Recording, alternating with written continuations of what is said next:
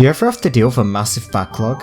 Now I'm not talking about having 1 or 2 games you need to play, I'm talking about hundreds and hundreds and hundreds of games that you got through Steam sales or picking up a good deal from a market sale that you're just never gonna have time to finish? Some games are around 20 hours long, some are 30, 40, 50, 60, 100. Some games don't even end, they just expect you to keep playing day after day for as long as possible. Well, sorry Destiny 2, I can't use all my time on you. I have to dedicate some of my time to Gubble. Sometimes looking back on all these games can feel really daunting. You have no idea what you actually want to try and you just get stuck contemplating what you want to play rather than actually playing anything. Sometimes though, it might be easier to take a break from that and go back to a game that you have fond memories of. A game that never let you down while you were playing it. A game that left you utterly charmed. With that being said, does anyone remember Viva Piñata?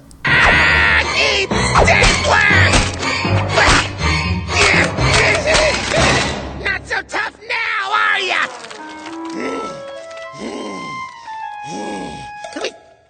Let me explain myself. We all remember Rare, right? That charming little British studio that started off making and eventually worked on some of the most beloved games of the 90s under their partnership with Nintendo. The Donkey Kong Country series, Battletoads, Killer Instinct, Banjo-Kazooie, GoldenEye. Not all of these games have held up perfectly over time, but each game had that distinctive Rare charm and were clearly made by a team giving it their all. And then it happened. Rare was running into financial concerns and was looking to be bought by another publisher to stay afloat. So Nintendo goes, look, I think our relationship might have been going a little bit too quickly, I just need some time to breathe and then we'll get back to you. They come back to Rare a few days later and oh, hey look, Doomsday happened. In 2002, Rare was bought in its entirety by Microsoft for a whopping $350 million. Hot off those classics I mentioned earlier and just starting to get into the console business themselves, I'm sure Microsoft thought that buying Rare to develop games for the new Xbox brand could bring in a bunch of old fans over and establish a good player base for their new console.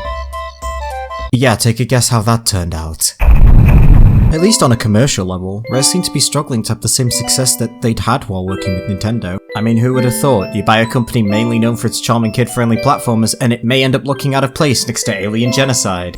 However, despite the level of vitriol leveled at Rare's work under Microsoft, I'd argue that a lot of those games, while not perfect, still held on to that Rare charm.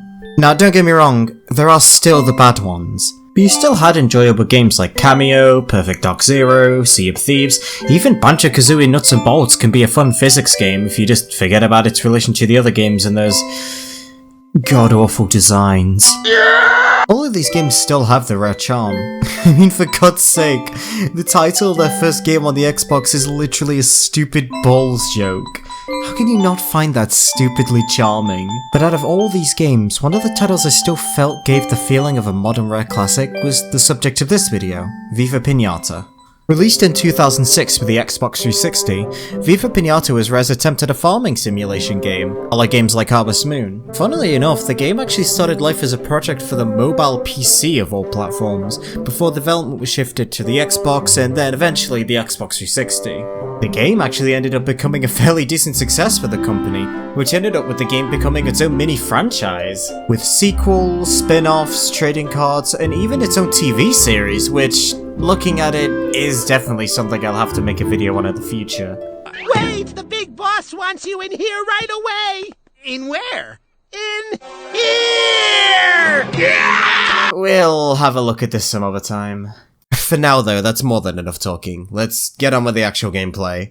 We start off with this intro lifted straight from the TV show narrated by Dr. Eggman of all people. One day they will be chosen to entertain at a party as only piñatas can. Well, most piñatas, that is. Hedge pig! After that, we're left on the title screen with a bunch of various piñatas just hanging out in the garden. We've got snakes, mice, heffalumps. I have a love for Woozle. It's very confusing. Alright, no, it's fine. I'm prepared for what this game's gonna throw at me. Oh, and the game's main font is Comic Sans, which is always a good sign. Alright, I'm gonna give my garden a name. I'm gonna go with the family for now, because you know, we're all gonna be one big happy family. The game starts us with this cutscene which no left the Xbox sounds in the opening even though it's the PC version. These piñatas may even move in. You'll also be able to name your new friend. And a narrator telling us that Viva Piñata is A living, breathing place full of opportunities and unforgettable characters. But after that we're finally into gameplay and piñatas! Look at them! They're all here already! Man, this game seems pretty awesome so far. I wonder what'll happen first.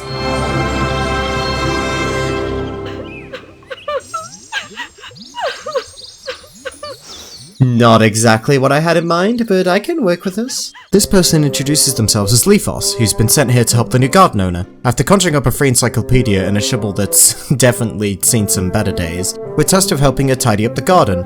And by helping her out, I mean we're doing all the manual labor and she's just kinda standing there, I guess. And don't even think about using that new shovel you got on her, else you'll incur the wrath of slight annoyance and a finger wag.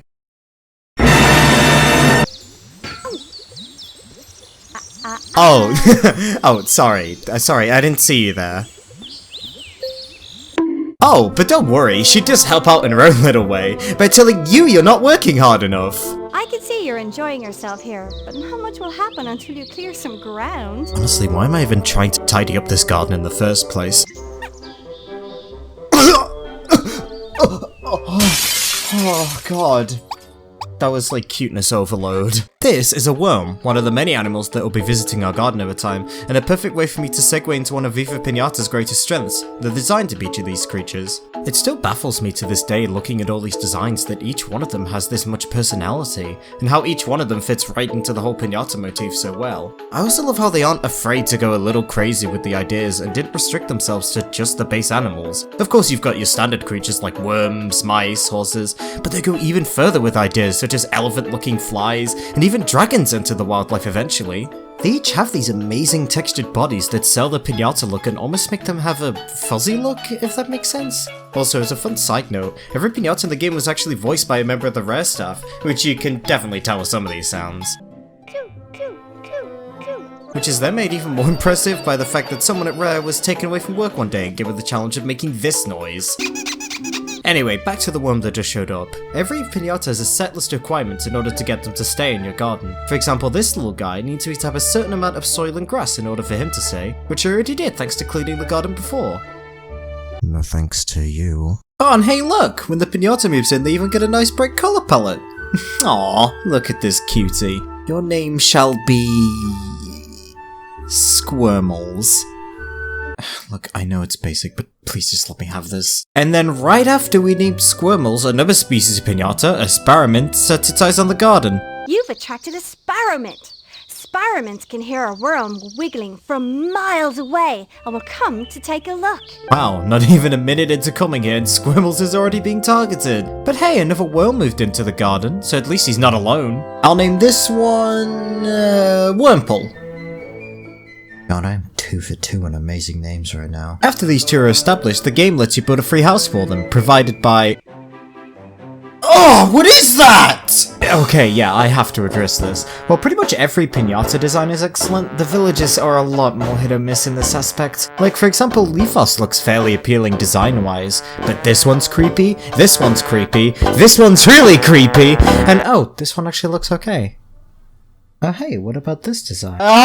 Look, I see you walking over there, pal. You're not fooling anyone. I've got my eye on you. Oh, look at the cute little hopping bird. Oh, wait, god damn it. What's going on inside that shack? Anyway, after Willie's finished construction and this adorable little house has been built, we're then told that the two worms can do... The romancing minigame. This then leads to a unique minigame to get your piñata to their partner with some obstacles and charmingly cringy puns. And funnily enough, this minigame's actually unique to every single piñata species. It's the same minigame overall, but each piñata has a different layout to the minigame, keeping it a little bit more fresh. After this, the little guys head into their house with hearts over their heads. Now I know what you're thinking. And yes, this is a kid's game, nothing sexual is actually happening in the house. Each piñata gets its own adorable dance, which is a treat to see on the first viewing. Though, that doesn't stop them from implying sexual things with the music sometimes.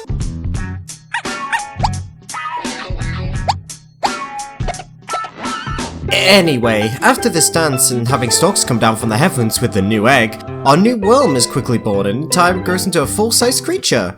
Which, in a morbid twist of fate, is then able to mate with its own parents to have yet another piñata. And then, in an even worse twist of fate, the children can immediately be sold off for easy profits to the local shopkeeper. But don't worry, I didn't sell these guys off. They were too busy being devoured by the birds so they can romance. I'm starting to think my garden's name is more appropriate than I thought.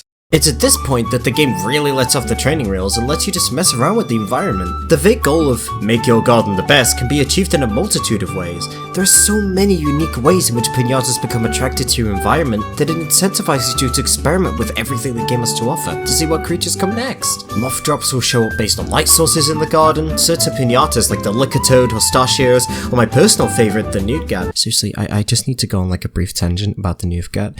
It's supposed to be a newt and an axolotl, and it is easily my favorite design. It's so cute. Will only show up based on terrain requirements such as certain amounts of long grass or water. Hell, some piñata can be changed into completely different variants based on your experimentation with food.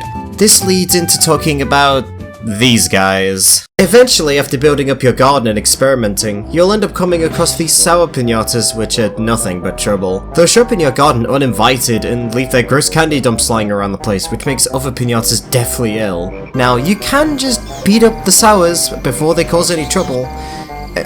Like this is okay, right? It's okay if it's crying, right? It's for the greater good, right? However, it's a whole lot more effective to actually take the time to make these guys residents, as not only do they completely transform into more cutesy normal forms, aww, but you also receive a piece of the Tower of Sour, which you can use to completely disable them from appearing, which is a lifesaver. Anything that helps to reduce the amount of stuff you have to focus on is alright in my book. Speaking of which, I know I did just go on a slight tangent about how annoying the sours are, but I'd say your residents can actually cause more annoyances than the actual evil piñatas. For starters, these birds. Alright, I love them, they look adorable, but practically wise, they're just the worst. They just love to hang out at the top of piñata houses, which merge their select boxes, with the houses making them a pain to actually select. And don't even try if they're on their own house. You won't be able to select them. You just won't. This leads to you having to wait ages for the birds to get off his perch so you can select them for romancing. And that's even if they land on the ground. They could just stay flying in the air, it's still incredibly annoying to select them, especially if they fly out of your garden.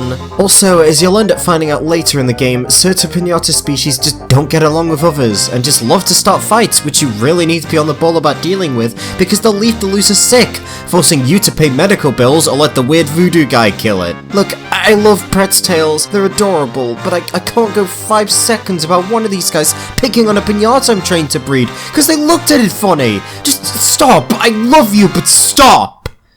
Look, I got a little wound up in the negatives there. Sorry about that.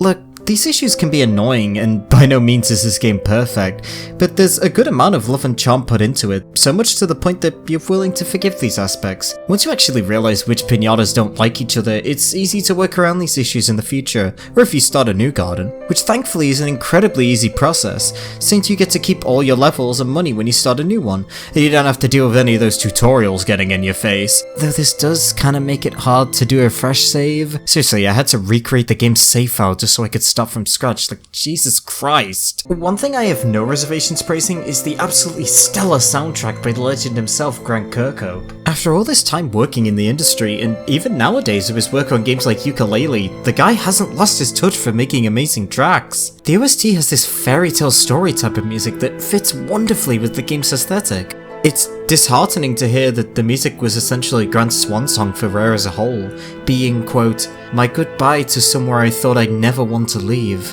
Because, to be honest, this is one of my favourite soundtracks by the man.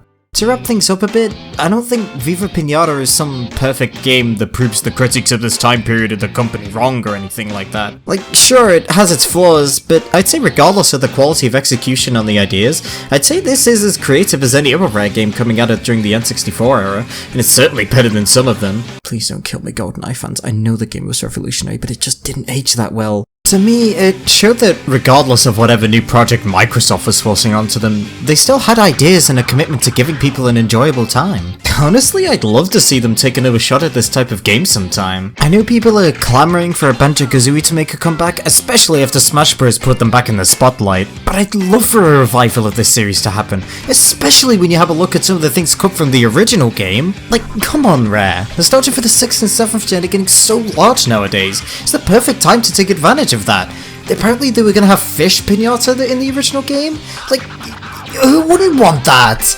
In short, go play Viva Piñata. You can get the Xbox version and the version that comes with Rare Replay for dirt cheap nowadays. And the PC edition that I played is still a great choice for trying this game out, though there are some settings you have to configure to get the game working properly, since Games for Windows Live went the way of the dodo a few years back. Maybe with some more interest brought back into the games, Microsoft may consider some opportunities for the characters to return. Come on guys, just put the green hedgehog in Smash Brothers! Though they may have to raise the game's rating to account for the sexual undertones. If you don't, your shame will consume you! Consume you! Consume you! No! Hey, on a more serious note, thanks for getting to the end of this video. This thing's actually been a passion project of mine for about 3 months now, and I'm extremely proud of the fact I actually sat down and finished something scripted like this. I want to give a super special shout out to my girlfriend, who's been the one drawing all these amazing stills I've used throughout the video. If it wasn't for her, this video probably would have sat on the drawing table indefinitely. Also, in case any of you are old viewers of mine and some of my music-based content, I probably won't ever be doing any mashups again.